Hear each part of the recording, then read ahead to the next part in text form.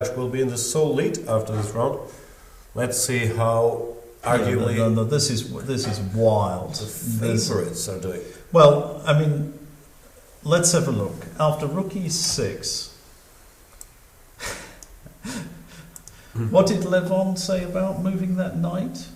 That no human would allow a check on g6. Yeah. Well, in fairness, he said it about knight d5. Yeah. Knight g4, allowing a check, but trying to get to this point. At least there is more sense with that.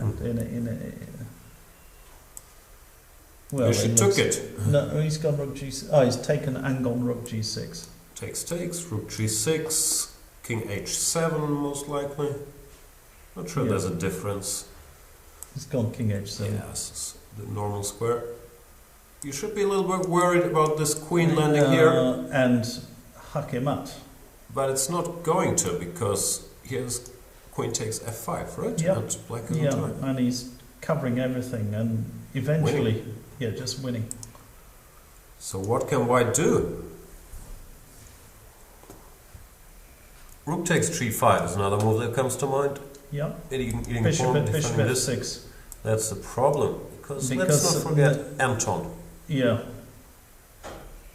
This bishop can remove with tempo. Yeah, and then a2, a1 equals queen. So, and again, the rook.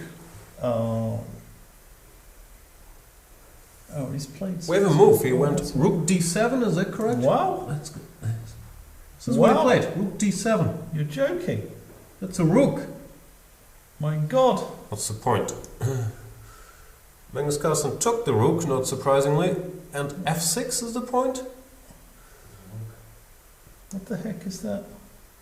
It's a combination f6, but it does not work, ladies and gentlemen. It's losing. And there is more than one winning way for black. The right? cute one is queen. This little move.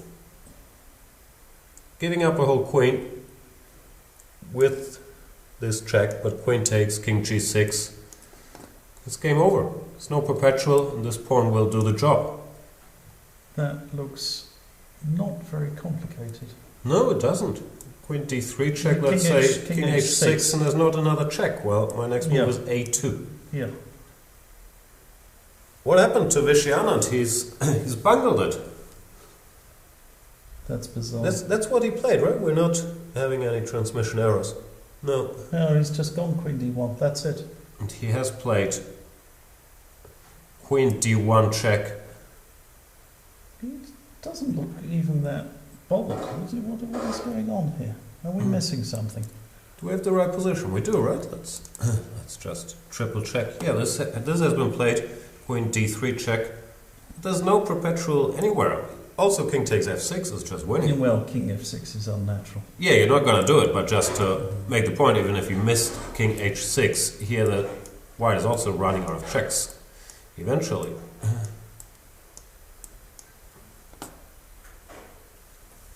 Something went wrong, Anand miscalculated. In fairness, in the position after... very weird. Problem is, after king h7, if we can trust our computers, there's only one way for white to play, which is very unnatural. The move rook e6 is given by the computers as the only way to stick around, which is not the first move that comes to mind after you just gave a check, rook e6 to g6.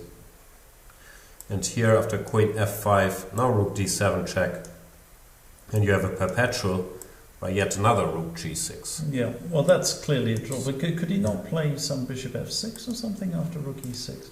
He can. But now this idea becomes a lot stronger. Aha. This sort of it's Gegenspiel once again. Yeah, that's a big difference. Oh, this is, of course, tricky to find. Yeah. Now, you try it before you go rook d7, right? I mean, he was not that short of time. Exactly. Something went wrong, and Vishy knows it. That's really weird. They have this. They played this line we showed earlier. Was blitzed out actually. Carlsen saw it all. King h6. Anand tries to move h4 to expose the white king. That's not gonna work. It's going to take it on multiple passant. wins, just take it. I don't He's know why he's got gonna try G4, G4, but then rook takes F6, Queen H3, King G7. Yeah. So, He's going to run out of checks very quickly. Queen E3. Let's just show. yeah, let's go Queen here. E3, A2. Check. Check. King F8. F7, where King F8 is not even a check, right? No. Game. H4 has been played. There we got Magnus Carlsen calculating everything, but there's not much to calculate. You and I would win this game. We would. We would. Yeah. Which is not to diminish us. We would. You can't go wrong. Because after H4, he's going to take G3, no question about it, but A2 also wins. It's not like you can blunder too badly. Yeah. He's not guy. He's going to take. Who wouldn't take? Yeah. He's resigned. And he has resigned. Yeah. Magnus Carlsen does his trick of losing the third round and bouncing back in the fourth round yet again. Stunning. Which Stunning. moves him back up to +1 and back up into the conversation. Yeah. If he was ever out of it, who wins this tournament? Yeah. And the Stonewall Dutch Norwegian fans will be thrilled, is what got him this win. Levon did not seem that confused. I'm very thrilled to ask Magnus Carlsen about this move, knight takes d7, which I still find very hard to wrap my head around. Yeah. Starting from here, it's not an objective black advantage, but it felt like black got to have a bit more fun. He played this move h5, which was nice. And later on, he had the strategic choices. He went for this. Well, let's wait for Magnus if he shows up with the summary. But very, very nice finish to the game then. And Anand, rook d7. Must have miscalculated something, or probably he could not see a way how to play, and he decided let's just try this. I think he somehow.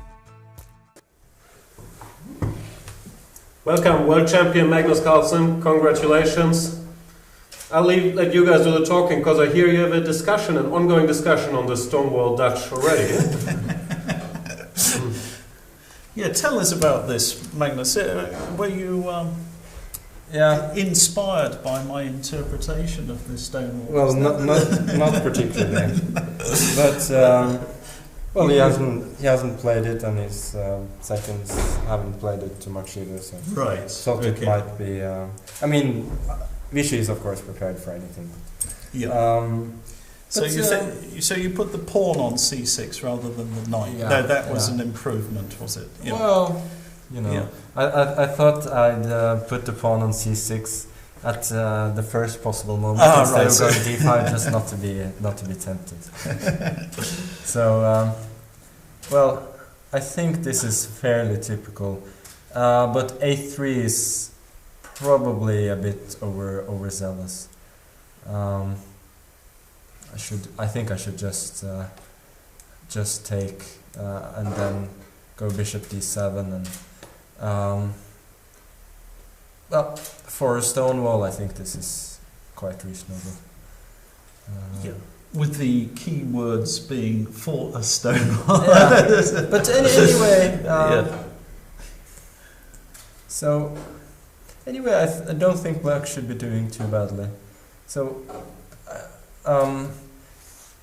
This idea of knight takes d7 is known from some old game floor against someone, I think, from where well, he just took and then played c5 and beat the guy. But I think the circumstances were quite different then. But I assume that was Vichy's idea. Were you surprised by that move? We were very surprised. I wasn't shocked, but I was a little bit surprised, particularly as it feels like he should be a little bit better if he doesn't do that. I really wanted to take an e5 in this position, and then go b5, but I don't think it's very good. So he does this, and I think now rook fc1 is a very good move.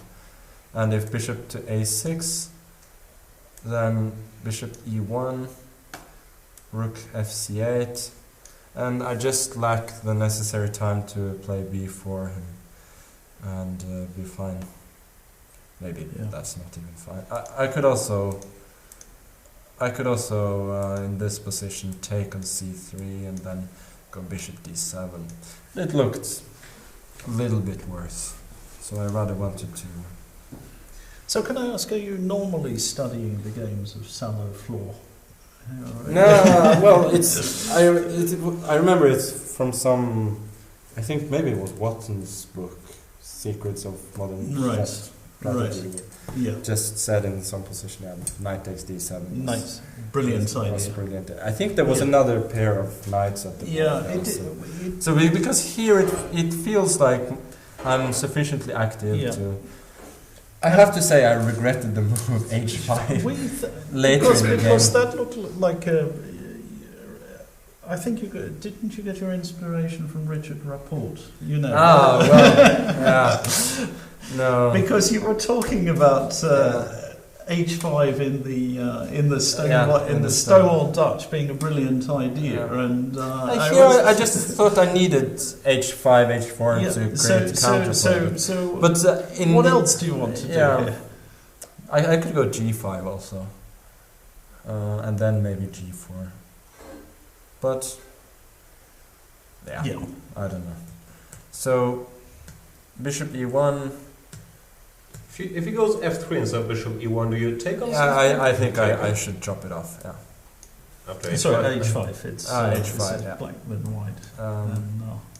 So I think maybe h4, f4, g5. This should be sufficient counterplay, I think. Yeah. So, well, this is critical, but I don't know. I think my moves are semi-forced. So,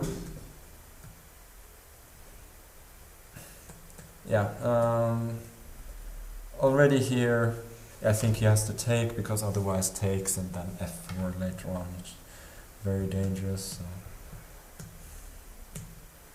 He could have done something else, like rook d3 and then bishop c3, but it's clear that black. It looks bad.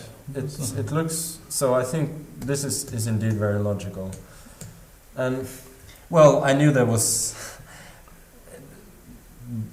are of course some pretty serious risks involved with playing bishop b2, but it just you could have gone knight g4. Could have gone knight g4, and black is quite alright. I think, like takes. I don't know. Maybe I should exchange a pair of rooks. And then do you want to gf5. I think I should keep the queens just to have this threat against a2. And I think black is fine, for sure. But I also somewhat overestimated my position, I guess. Bishop f2. I thought if instead king h1, I can probably go g5, but also just rook a d8. And if he takes, then not this. And queen d5. That one's gonna be unstoppable. And otherwise takes on d8 and takes fg6. So bishop f2, g5, rook e1, queen f7, I think was more or less forced. Rook e6.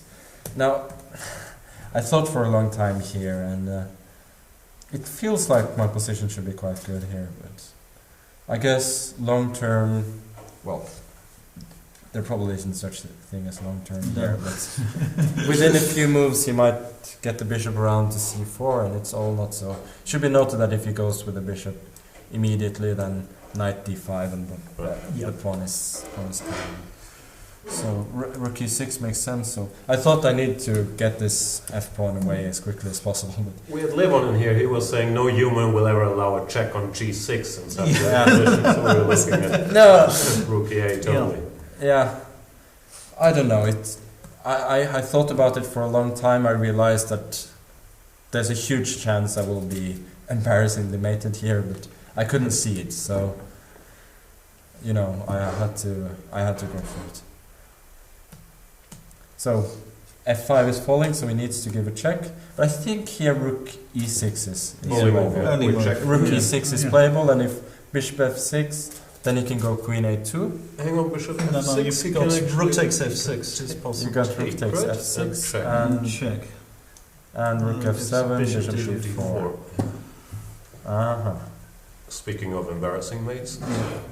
And king f. I think bishop d4. I think bishop d4. Bishop as well, d4. I was just thinking a2. Well, at least he can go queen c4. No, queen c3 is not possible. There is always some. Well, you can always you can take a rook d8 d8 or rook d1. Or rook d1. So maybe rook d8 is better. I don't know. No, I think rook d1 is probably better. In fact, the previous move. But I guess I can also force a draw with queen f5.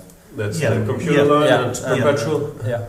Yeah. And it's notable that he cannot take and bishop d4 because of rook f6. So and you take enough things. Yeah. No, I was really surprised. I thought rook e6 was on. Yeah. I think in this position even queen a2 is not completely clear. Could be. But So it's very logical that did Fishy say what had happened here? No, What was your impression? I mean, you spoke to him briefly. It didn't seem that he really considered rook e6 back. Yeah. So he just couldn't. He just thought he was busted, basically. Yeah. So he tried something. And, but I mean, this makes it very, very easy now. Yeah. There's nothing close to a perpetual. Yeah. So. Yeah. It seems you even had several ways of winning it. But you played the most. No, but I was. Indeed, I was very surprised not to see rook e6 there. Okay, so you're very much back in business in the tournament after disappointment of the previous round. Well, I guess the previous round just goes to show that you should avoid playing in the third round, shouldn't you? No, but that's when you play riskily, when you sacrifice material. You should follow it up by playing well. That's the point. So it doesn't matter so much what you do. It matters, of course, but whatever you do in the opening doesn't matter if you don't play well. So that was my problem. My whole approach to chess doesn't work. This is the case. You have to play well after the opening. But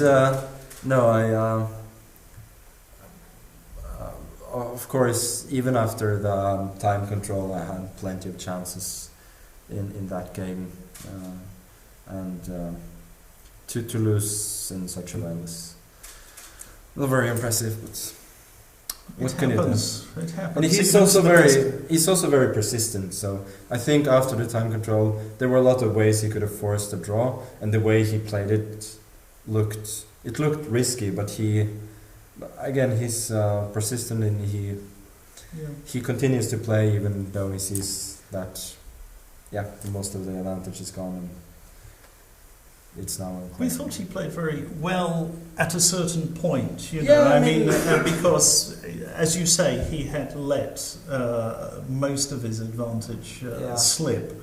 But then he sort of went around and created. He did play very well from, let's say, move 45 on. Then he did very well. So in some way, it would also have been a logical conclusion if I played Rook AB8 instead of Rook F7. But I just could not believe that. And you've checked it's a forced draw, is it? Yeah, but I just could not believe that there was no mate there. Yeah. Because my original intention was Rook AB8, Yeah. and it seemed to me at first that my position was simply better at that point. Since if he takes Rook B8, Rook C8 is threatened, and his his pieces have no work. Yeah. But then I saw Rook G7 and Rook and Bishop F5, and suddenly seemed that I was. It looked terrifying. It looked, we didn't so I was sure, analyse it to the death, but we just. We quit after Bishop F5 and the moment we saw Rook takes G7 and Bishop F5, we thought, "Oh God, this looks terrifying." Exactly, that was my thought process as well. So I should have done what I did today to try and calculate it and not see any ghosts. Yeah. So, The lesson I learned: if you play the Dutch, you better keep your A pawn, and good things will happen to you. No, it's funny because I was sort of cursing myself at some point for having played this ridiculous A3 move. But I guess at the end it turned out fine. Well, it was quite interesting because when you played A4, Jan was immediately saying, B takes A4, B takes A4. And with hindsight, that was probably a good idea. No, I think depending on how you look at it, B takes A4 is not as stupid as it looks. Maybe it doesn't. Maybe it doesn't even look stupid for what I know. Yeah, it was possible. Give us your quick Before we views. let you go, quick views on this. So it seemed to me that Fabiano was a pawn up. You couldn't count correctly. That's So certainly. Yeah, this was nice. Knight E3, and I think Black is. This is one tempo. He's in big trouble. Yep.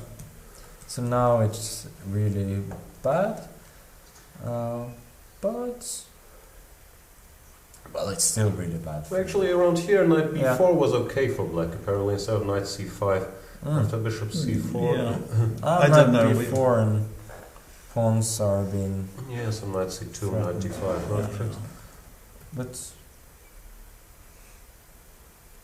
But now, what is the problem? So show us I haven't even seen the final position. So the current position. So rook c7. That's the rook position. c6, King f7, rook c7 back. So this is his 41st move. Yeah. I guess rook f6 looks logical, but yeah, I guess he's going to repeat, isn't he? That would be disappointing. Well, he'll repeat once. Yeah, but he did already. Oh, he's done it already. So that's it. Rook f6. But where are white's winning chances? Okay, he can go rook c6 again though. But why would he play rook c7 on the 41st move in order to? I don't know. They just shake hands. Hang on. Yeah. Game is over. Drop. Game is over. Okay. So I guess one or the other. And this one was. It was an interesting game, but it was the Barometzer game. But it was a very bizarre. Move 23. 23. Obviously, he's a rook down, but still had compensation. On move 23. Just could play bishop d2, and there is some play here. Actually, quite even. Yeah. Just play against the knight, but it wasn't very clear actually. No. Once you get the knight back, you're probably better with white. So. But I don't know. All right. Okay. Thanks a lot. Yeah, thank you. Congratulations again, and you're in the hunt. Yeah. Back in the hunt. Yeah.